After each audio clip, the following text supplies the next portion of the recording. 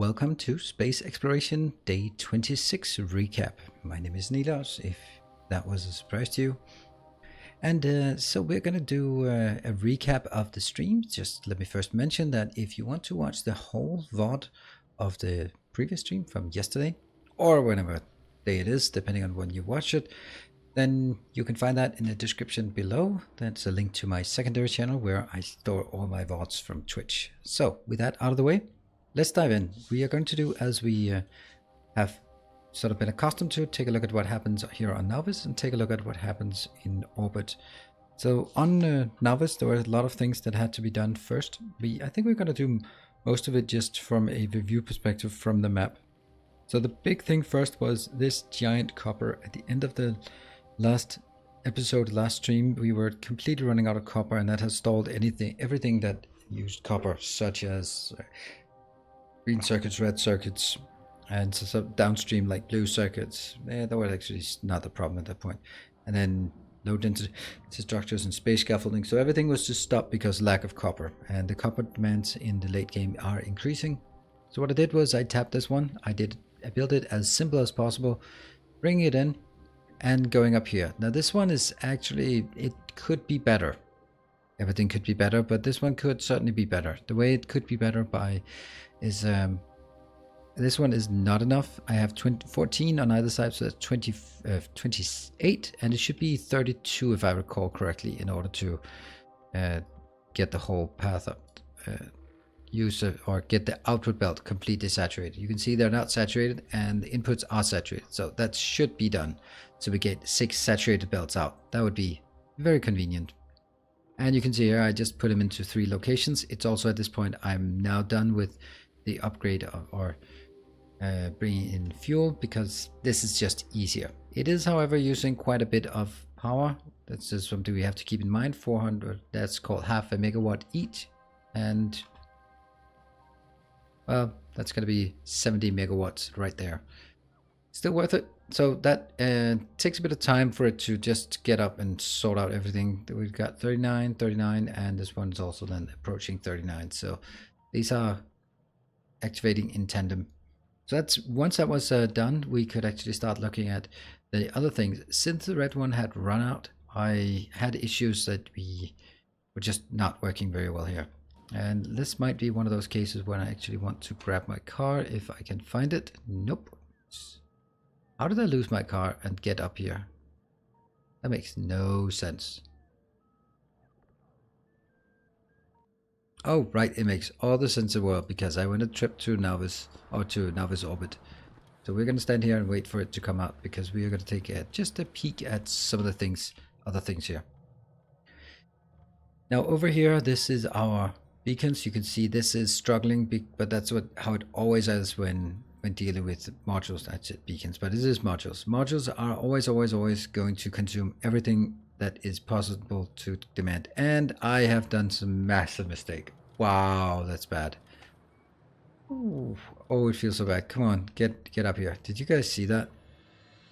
Ugh, I wanted to have a few of these, but I accidentally forgot to limit. So all of my reds and blues have been put into efficiency modules. That's bad. Let's go up here and fix that. Nope, not fix it, because I'm playing locally, so it doesn't matter. But the idea is, here we go. These are, look at that, 200 plus 140. That's a bit much. Oh well. But this one is going to need some modules and beacons, because I upgraded these to the yellow inserters assemblers, so that I could put 3 productivity and 1 speed in here. That'll need to go into all of it, and I think that'll just help alleviate it, because you can see all of this is coming in, but we do need some more outwards. We could actually easily, if we just look at it, that one and that one, and then we go stuff like from here to here.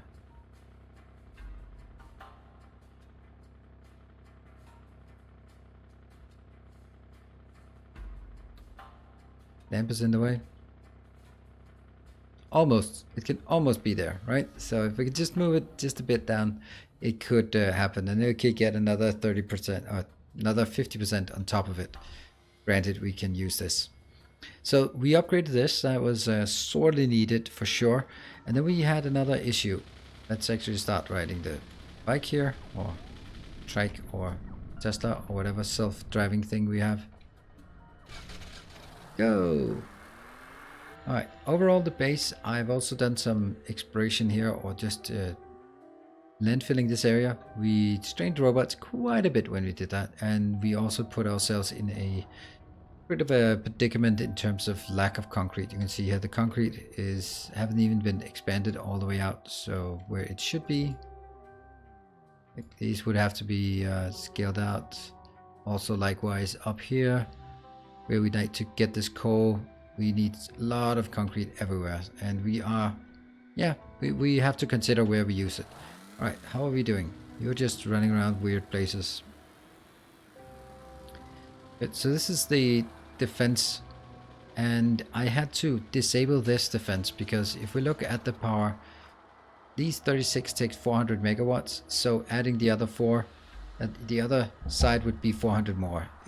This looks okay, but if we really get up there, you actually see that this cannot support more than about 500. The reason why that is actually due to the nuclear power plants, so that means we also have a task to do on redesigning the nuclear power plants. That was a bit of a surprise to me, but what actually is, if these are working at 100%, they really shouldn't be working at 100%, but if they are, then all the heat in these pipes get consumed before they reach the end. So at this point it works fine because they are not consuming the heat. Yeah, they are consuming the heat. And therefore this lane here is 560 degrees, and that means these are operating as if they can work at full productivity. However, once I drill this back, then it's just not, or when I really strain it, it cannot fuel the last ones, because remember, this power plant is overscaled with turbines, right? The turbines there are too many turbines, but there are the correct amount of heat exchangers. Let me just check if that sounds right. Where are the heat exchangers? Yes, 80 heat exchangers sounds about right, I think.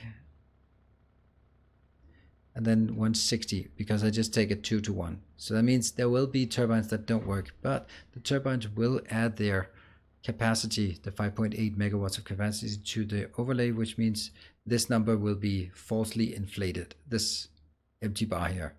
Once it starts going up to 1.5, it actually says, oh, you know what, I don't have all this extra capacity, and then the things come crashing down. Another reason why we've suddenly ran into problems, let's actually look at how much we get from solar on a sunny day like this. And let's just see if this is increasing. Okay, this one is increasing. Let's say on a it's 185. That's not much. Anyway, what I had to do, this one was a solar panel, but I had to remove it because that's one of the big things that I wanted to do. It's making a new facility, and this facility is dedicated to transporting materials to space. So that means basically I have this facility which is dedicated to this is my hub. I have this facility dedicated to transporting science and, let's call it, random crap to space. And then I'm going to have another facility here that's dedicated to bringing materials to space. And the way I've done this is, it's going to take rocket fuel in, going to reprocess it, going to just be here. This is basically 2 rockets ready to launch at storage. I have up here, I have a vehicle depot container. That's the thing. As requested. 254. So this one is ready. This can actually launch 3 rockets like that. That's really nice, actually.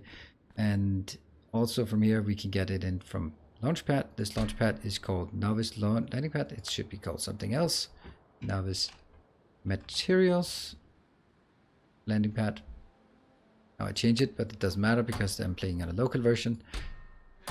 So the idea here is that I have a truck somewhere that hopefully isn't getting run over by the truck. Haha, let's see, what about that be fun? I'm just going to check because I lost one of the other ones. Let's look at kills.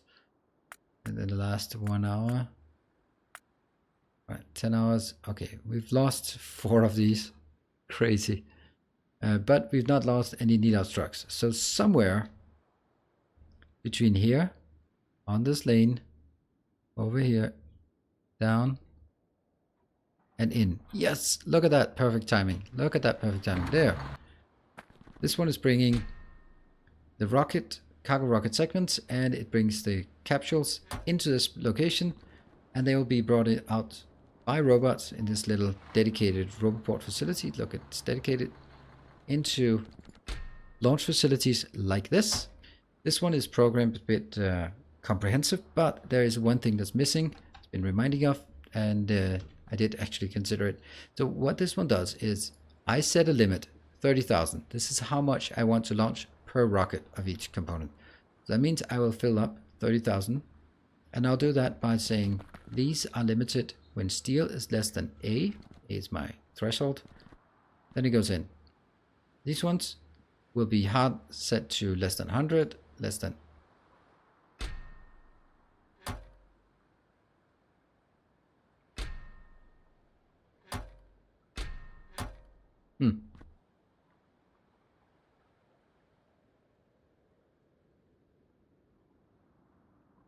Why is this one red?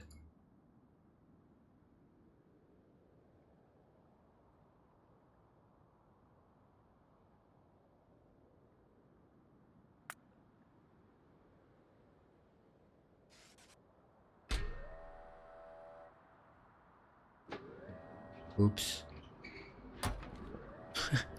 But it's only launching a green signal. Do we have a green signal? We don't have a green signal. Good. So this one's ready to launch. That's excellent. All right, so it's ready to launch. Ah, that was freaking me out. Luckily again. So how do we know when we launch? And that's where we also have the interaction with the Navis setup. So let's actually go to Navis, to orbit. So what we have here is I had to land at this location because that's the only location I have. But what I'm going to build is dedicated locations here for each product. And I'm going to expand it out here. The base has grown a bit. And this one will basically say this one will be called Navis Steel. It should be Navis Orbit Steel. This one is where I land. When it lands here, I will output all the steel to this location, which is a passive provider warehouse. Now I have at this location, I have my roboport, and this one, the signal transmitter, is getting the signal of the content of the roboport into the signal transmitter. The signal transmitter is basically a wire connection back to Navis, and you can see the content here is 32,000 steel. If we then go back, we look at the condition that has been set. In order for this to be green, then basically said when it's less than 5, I think it actually should be 2 because it launches really quickly.